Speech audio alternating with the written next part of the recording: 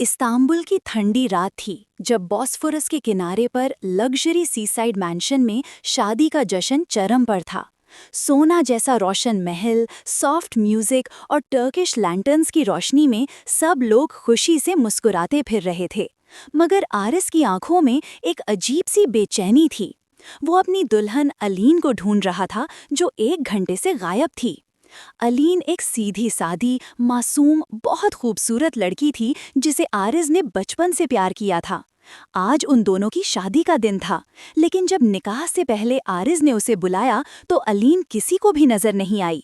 Mention के CCTV में बस इतना दिख रहा था कि अलीन वाइट वेडिंग ड्रेस में एलिवेटर से नीचे जा रही थी।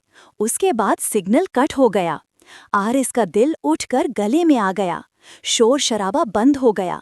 शादी की लाइट्स चमक रही थीं, मगर आरिज अंदर से टूट चुका था।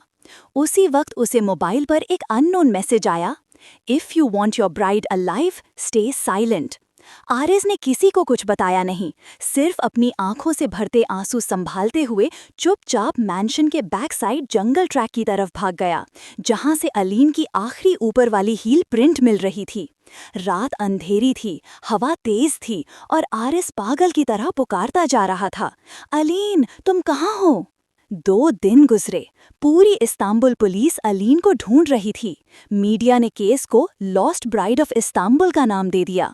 हर तरफ स्पेक्यूलेशन था, मगर आरिस बिल्कुल खामोश था, क्योंकि उसे पता था कि उसकी एक गलती अलीन की जान ले सकती है। तीसरे दिन आरिस को फिर अनोनिमस मैसेज मिला, she remembers nothing now. Aaris का खून जम गया। क्या अलीन की मेमोरी इरेज कर दी गई थी? किसने, किस दुश्मनी के लिए? इस्तांबुल से 400 किलोमीटर दूर कैपाडोपिया के एक अबैंडन स्टोन विलेज में अलीन ने होश संभाला। वो एक पुरानी वुडन बेड पर लेटी थी। उसकी आंखों में डर और कंफ्यूजन था। उसे अपना नाम तक याद नहीं था। एक मास्क पहना हुआ आदमी रोज उसे दवाइयां देता, कहता कि वो उसकी नई जिंदगी का हिस्सा है और पुरानी जिंदगी खतरनाक थी। अलीन का दिल मानता नहीं था। उसे किसी का नाम याद नहीं था, बस एक दिल की धड़कन में दबा हुआ सा एक नाम बार बार गूंज रहा था, आरिज। वो नहीं जानती थी ये कौन है, मगर उसका दिल जानता था। इस्तांबुल में आरिज ने अपने दुश्मन कादिर को शक के आसपास घेर लिया। कादिर अलीन से ऑब्सेशन रखता था। वो उसे हर हाल में हासिल करना चाहता था, क्योंकि अलीन ने एक दफा उसके प्रपोज को ठुकरा दिया था। आरिज ने कादिर को जोर से पकड़ा, मगर कादिर मुस्कुराते हुए बोला, तुम्हारी दुल्हन तुम्हें कभी याद नहीं करेगी। इस बात से कंफर्म हो गया कि मेमोरी इरेज गेम कादिर का ही था। आरिज ने बिना किसी को बताए अलीन को ढूंढने की मिशन स्टार्ट की। जीपीएस, सिग्नल जैमर ट्रैकिंग और कादिर के आदमियों की मूवमेंट फॉलो करते करते वो कैपाडोपिया पहुंच गया।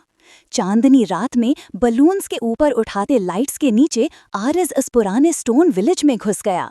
अंधेरों में सिर्फ एक लाइट जल रही थी, वो कमरा जहां अलीन को रखा गया था। अलीन खिड़की के पास खामोशी से बैठी थी जब उसने कदमों की आहट सुनी। डर के मारे वो पीछे हट गई। दरवाजा धीरे से खुला और आरिस सामने था, आंसुओं से भीगी आंखों के साथ।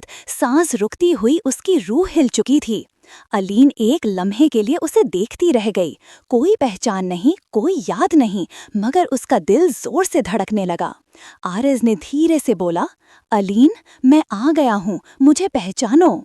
अलीन की आंखों में आंसू भर आए। उसने अपने दिल को पकड़ा और धीरे से कहा, मुझे याद नहीं तुम कौन हो, लेकिन तुम्हें देखकर मेरा दिल शोर मचा रहा है। क्या मैं तुम्हारी हूँ? आरिस टूटकर उसके सामने बैठ गया। उसके हाथ पकड़कर बोला, हाँ तुम मेरी हो और मैं तुम्हें कभी दोबारा खो नहीं सकता। जब वो उसे ले जा रहे थे, कादिर ने विलेज को ब्लॉक कर लिया। गन शॉट्स गूंज उठे। आरिज ने अलीन को अपनी पीठ के पीछे छुपाया। एक फाइट में आरिज जख्मी हुआ, मगर उसने कादिर को पकड़कर ग्राउंड पर गिरा दिया। पुलिस वहां आ पहुंची और कादिर को अरेस्ट कर लिया, अलीन के किडनैपिंग और इल्लीगल मेमोरी एक्सपेरिमेंट्स के केस में। अलीन हॉस्पिटल में थी जब उसे उनकी शादी का वाइट ड्रेस दिखाया गया। एक लम्हे में हर फ्लैशबैक वापस आया।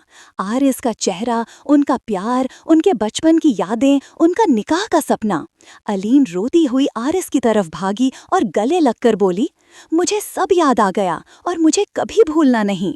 2 हफ्ते बाद आरिज और अलीम की शादी दोबारा इस्तांबुल के उसी मैंशन में हुई। इस बार ना कोई खौफ, ना कोई दर्द, सिर्फ प्यार, रोशनी और एक नई जिंदगी।